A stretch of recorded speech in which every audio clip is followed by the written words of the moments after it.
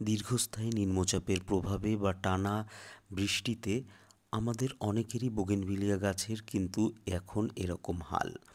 পাতা পুড়তে শুরু করেছে, অর্থাৎ রেইন বার্ন হতে শুরু করেছে।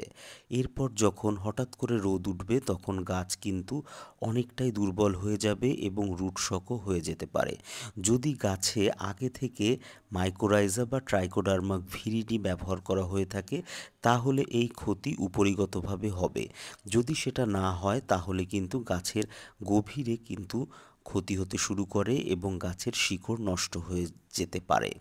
এরকম ক্ষেত্রে যদি আমাদের কোনো রকম প্রোবায়োটিক ব্যবহার করা না থাকে তাহলে এমন ফাঙ্গিসাইড ব্যবহার করতে হবে যেখানে সিস্টেমিক এবং কন্ট্যাক্ট উভয় একই সঙ্গে কাজ করে বা উভয় ধরনের কম্পোজিশন একই সঙ্গে পাওয়া যায় এমন কোনো ফাঙ্গিসাইড দিতে হবে। বিশেষত যদি বৃষ্টি থামে তারপরেই আমাদেরকে এই কাজটা করতে হবে।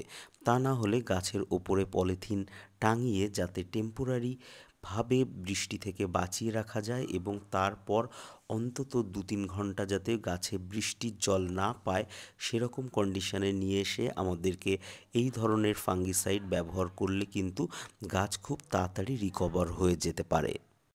সাধারণত এরকম পরিস্থিতিতে কপার বেসড ফাঙ্গিসাইড বোগেনভিলিয়ার জন্যে বেশ ভালো কার্যকরী হতে পারে। তাছাড়া রোডোমিল গোল্ড সবসময় একটা ভালো কার্যকারিতা দেখায়, এটা একটা ব্রড স্পেকট্রাম ফাঙ্গিসাইড।